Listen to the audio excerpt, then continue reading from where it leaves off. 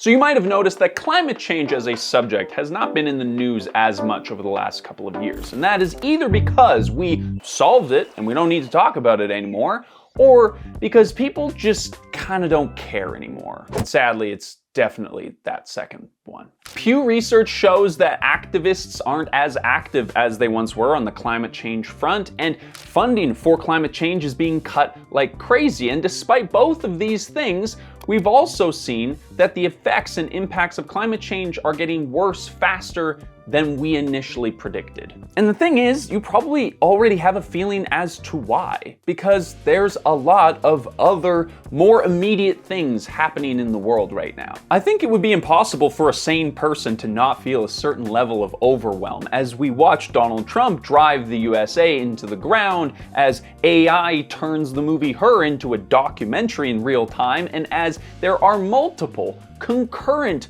wars happening around the world at the same time. But the story that I'm about to tell is obviously not as clear-cut as the title of this video might imply. There are a few bright spots, and there is some nuance here that I think is important to take into consideration. So if you don't click away in the next 30 seconds, we might get to the end of this without being totally depressed. Today's episode is sponsored by Ground News. So if you followed me for a long time on the internet, you know that I used to have an old channel called Levi Save the World Hildebrand. And I looked like a frickin' baby, dude. I was so young. Now, this was a tongue-in-cheek name because I had a brother-in-law at the time who was like, oh, Levi Save the World Hildebrand, because I cared about recycling and stuff. Steve's a great guy, actually. We get along quite well, but anyway, the whole reason why I made that channel was to create content and awareness about how people on an individual level could reduce their environmental impact. But I haven't made any content like that in a long time. And in fact, I haven't used the word climate change in a video in years. I think what's happening here is actually just the natural evolution of a social issue over time. For example, back during the Cold War, the threat of nuclear devastation was pretty much the only issue that anyone cared about. And the amount of effort and energy that people spent on trying to resolve it was huge. But as the threat of nuclear warfare declined, or more realistically, as we just kind of started getting distracted by other problems, we just stopped talking about it as much. The threat of nuclear war is far from gone in our world today in 2025, but people's awareness of it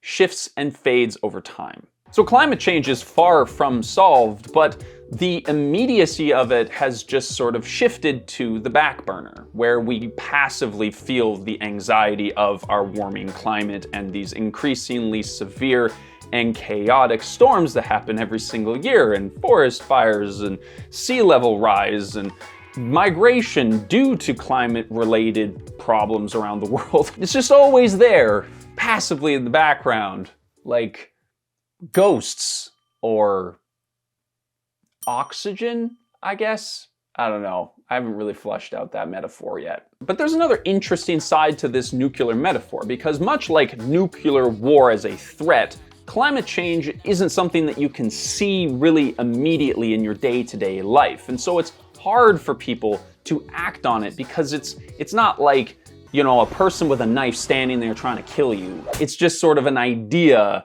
or a theoretical framework of scientists telling us that we should do something, but it's not right there. It's not like a panini that has dog poo in it. It's not that immediate.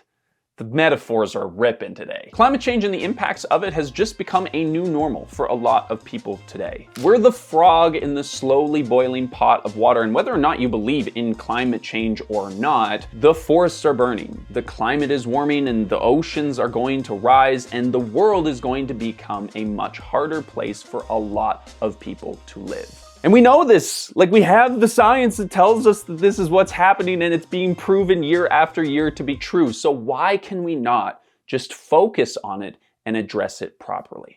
So I changed my content strategy on that early channel because I felt like talking about reusable water bottles or like my zero waste grocery haul was just not helping anymore. Like, how many times do I have to say plastic is bad in a video for it to actually make the impact that I'm hoping it will make? But I think at the same time, we were also starting to see a pivot in what was going on with the climate movement. COP climate summits are sponsored by Coca-Cola and like oil companies. COVID released a whole new wave of plastic trash onto the world, and the solutions that were being presented, like paper straws, just suck so bad that we had to make a video about that too. And this channel is an interesting representation of that shift. See, in the first couple of years of this channel, it was under a different name, and we chose to make stories about sustainability, but through the lens of popular brands and companies. This was sort of like a Trojan horse tactic, where we would make a video about planned obsolescence and repairability, but it was packaged as a video about Birkenstocks. This strategy of hiding the medicine worked really well. We grew quite quickly, and I think it was a way for people to interact and engage with the concepts of sustainability without all the baggage that is attached to environmentalism and the idea of climate change. And it's funny because at that time we had conversations and made a decision to really specifically not use the word climate change in any of our content because it was just a lightning rod for negativity and it didn't help us communicate the message that we were trying to get across. But here we are in 2025 with a video with climate change in the title. And you know what? Maybe it'll bomb. It might be our worst performing video yet, but the social and cultural landscape has changed enough that we've decided that it's a video worth making. But first I want to mention the fact that there is something called climate anxiety, which is that sort of gnawing uneasiness that comes with living in a world that we just kind of don't know the future of. And a lot of that fear and a lot of that anxiety comes from the inflammatory headlines that we see around this subject. This is why we love Ground News and have been working with them for almost a year now. Ground News is an app and a website that allows you to keep up with all of your favorite topics. They are the best place to get an unbiased perspective of what's going on in the news because you can see both sides of the spectrum. We love what they stand for and we love their platform and we really think that you will too, so feel free to check them out at ground.news/LH.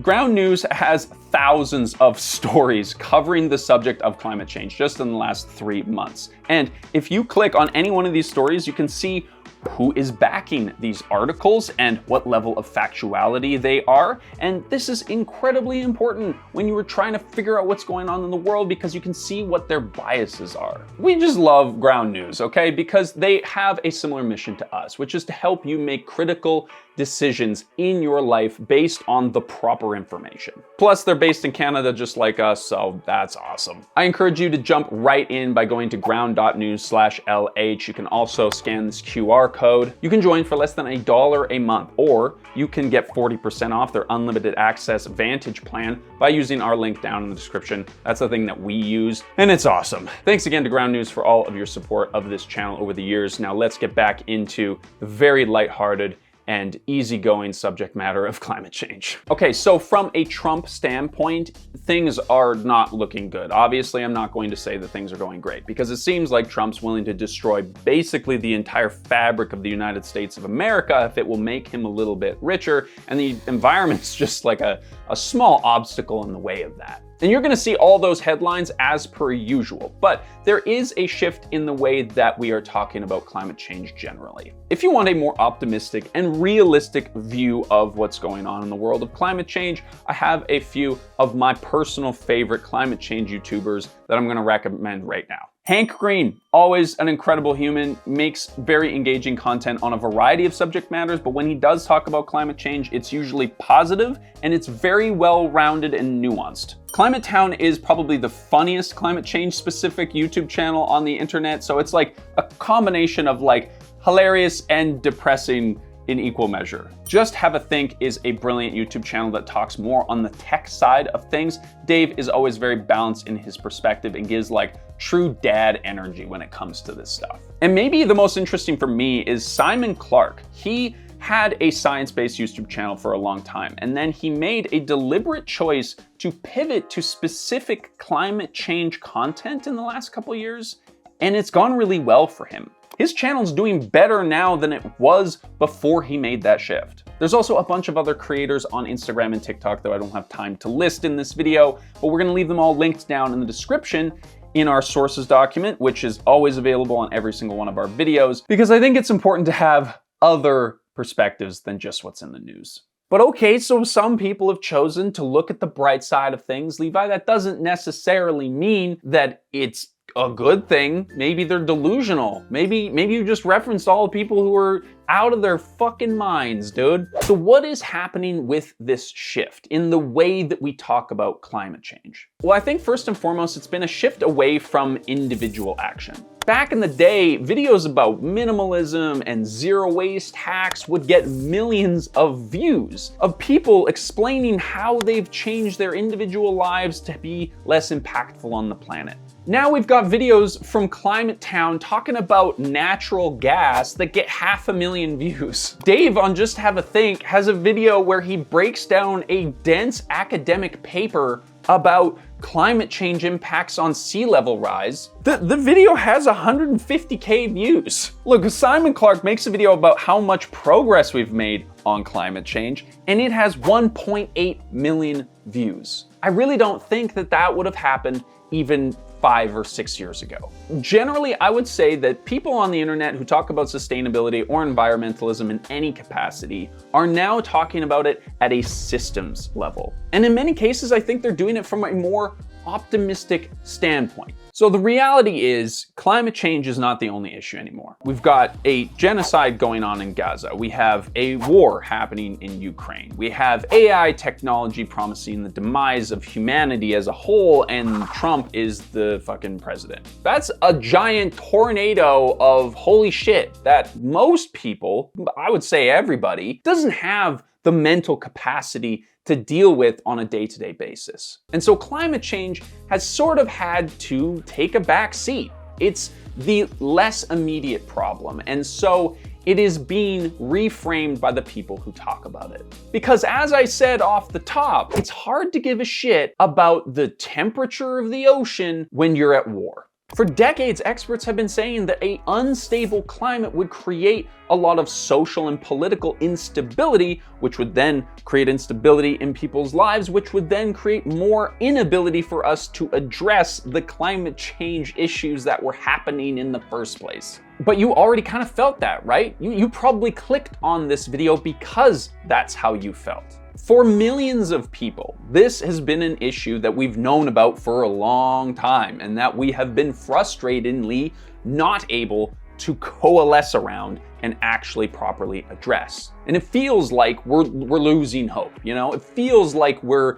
seeing the solutions slip away from us as we descend further and further in the wrong direction. But while it feels like nobody's talking about climate change anymore, or no one cares about climate change anymore, I would say that we have just entered a new phase of this conversation. 6 years ago, I was making videos to explain to people what reusable water bottles were. For the first time, in many cases, I was explaining to people that plastic was bad for the environment and their health, and that there are other solutions that they could choose to reduce that impact on the planet and make their lives better at the same time. But today, that's common knowledge. Like, even the most conservative right-wing Republican person can acknowledge that plastic straws do not belong in the nasal cavity of sea turtles. And most would probably agree, if they watch this channel, that we have enough reusable water bottles at this point. Like, we probably don't need any more. People are starting to understand that there's only so much that we as individuals can do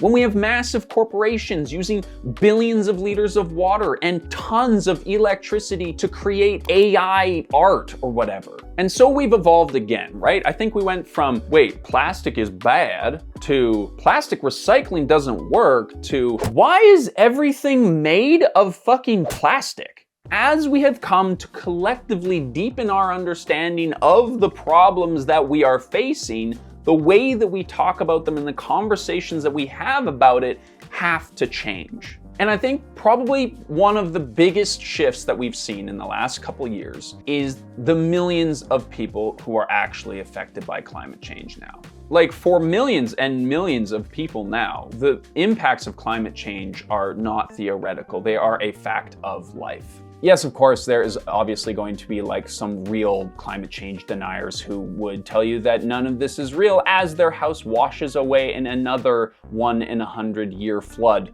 that has happened in their area or whatever. But by and large, I would say that we're all kind of on the same page now. But in general, I would say that we've reached the pinch point where we kind of can't ignore it anymore. Even if that doesn't necessarily translate to protesters in the street or legislation in the government, I think that us all having a collective knowledge and understanding of what's going on is helping us move the issue forward.